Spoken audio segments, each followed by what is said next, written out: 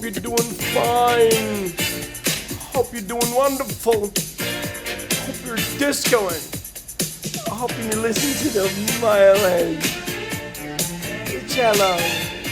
Oh. Ah. Oh. Hope you're doing wonderful. How are you guys doing? Hope you're doing fine. I hope you're doing wonderful. I hope you're discoing. This is both a market brief and gold brief. I'm still bullish on gold, but I think it's going to go through a corrective phase, hopefully shallow.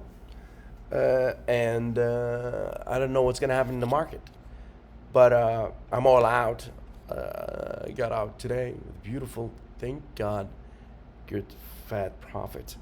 But I'm still bullish on gold until now, till this second. All right, so this is the VIX.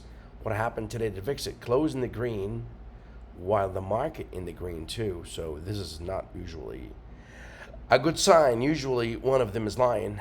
And what happened is a hammer, because the tail is 3 times as big as the body, so it's a hammer, and also a bullish harami.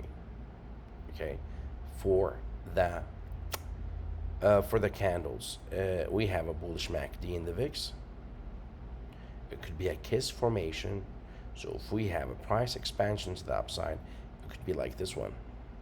So you get closer than a kiss. Remember, we talked about the kiss before, if you'll really follow me and watching my videos. So there's a good possibility of a kiss tomorrow, which means a sell-off in the market. It does not mean the end of the world. It means a red day. All right. This is the VIX. The equity put to call registered 39.39 2 days ago. Okay, this is the lowest since the top of the market in November 2021. Definitely euphoric, for sure. It's euphoric. It is not usually the market goes into extreme, like what happened here in December 2022. Extreme, then it reverses. So extreme reverse.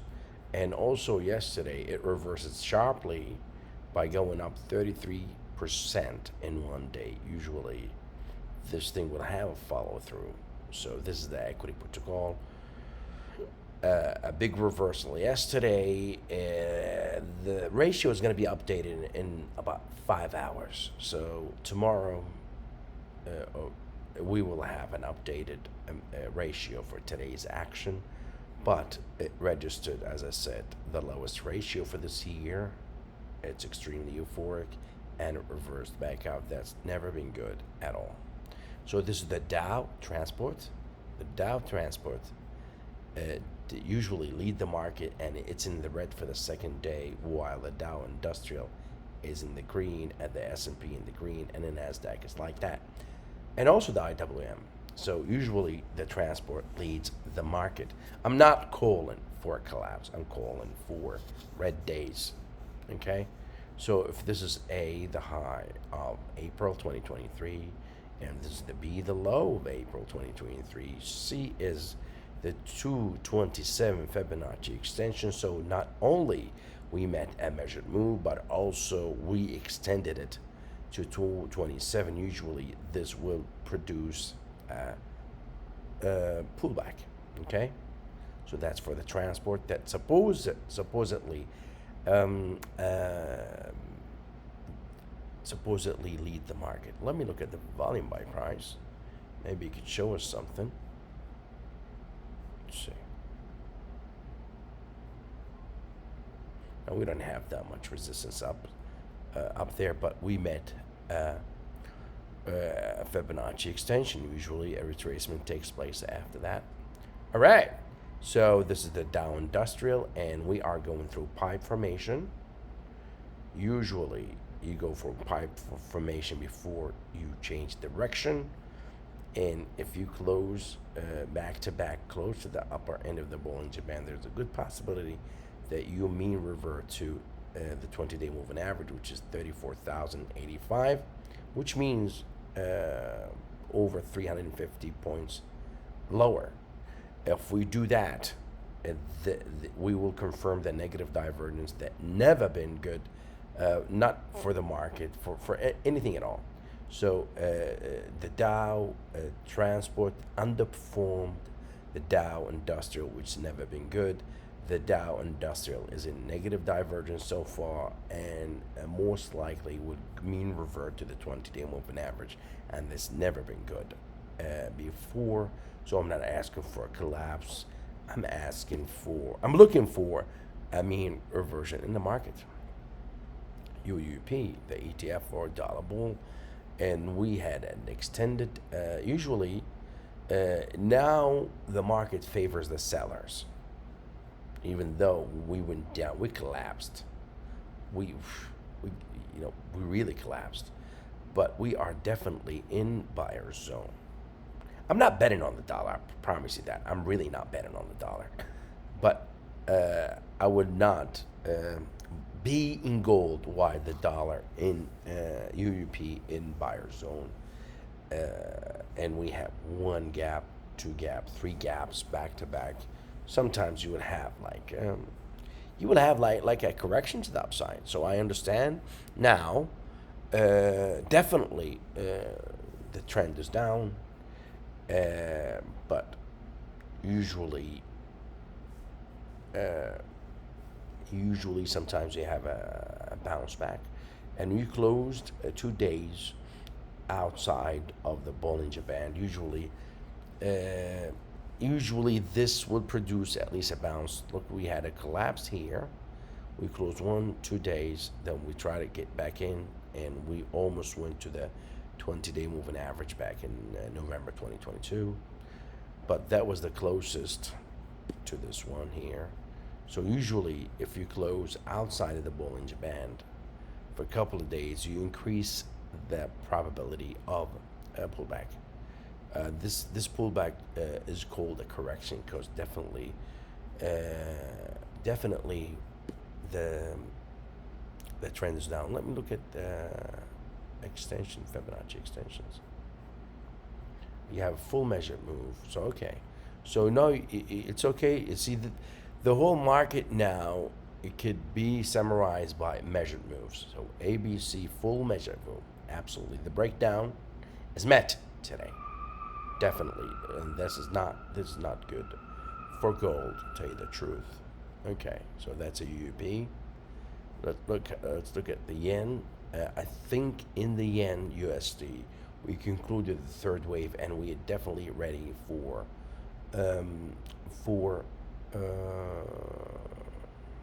a corrective fourth wave. I don't know how long would it take, but definitely they change direction in breakout mode. But there's nothing wrong with a correction based on definitely the seller zone, and also the length of the third wave, same as GDX that I will be talking about soon. This is GLD, the ETF for gold, and we did hit the measured move exactly of this box today in GLD. So it's all about measured move today. Measured move in the Dow Transport, measured move in UUP, which is the DXY USD, measured move in GLD in this little box, and also measured move in SLV in this box. We met the 227 Fibonacci extension of this box, which means it's a seller zone. So there's nothing wrong with a pullback in the market in gold and gold derivatives. Okay, and this is GDX, the ETF for senior gold miners, and I think we concluded the third wave, the mini third wave here, with the Fibonacci extension of 1.76, and also this came in a seller zone with the gap down of May 17th, the lower end of the gap right here. Okay, so we're right there. Also, we have an indecisive candle, call it a doji, call it a hangman. This has never been a bullish candle. I'm still bullish on GDX all the way through and through, but there's nothing wrong with a corrective phase. So the third wave is concluded in GTX. Okay, and this is GTX2. This is old resistance, and we found sellers at the old resistance. It was the high of June 2022. It was the high of Jan 2023, and it was the lower end of the gap of May 17th. All right. And also, I talked about the indecisive candle at seller zone. Never been good at all. All right.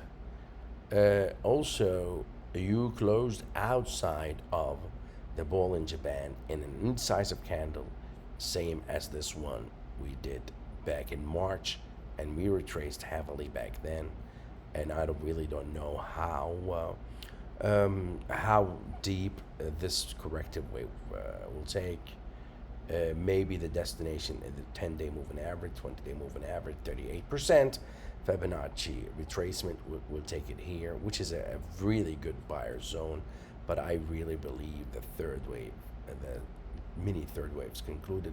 And if you notice, we had 1%, over 1% in GDX, whereas in GDXJ, the ETF for gold, for junior gold miners, we underperform, and this is usually a sign of a pullback. The risk appetite went down dramatically in the seller zone. Please, before I leave, please share, please comment. Even comment will help circulate this video. Please remember, disco is forever.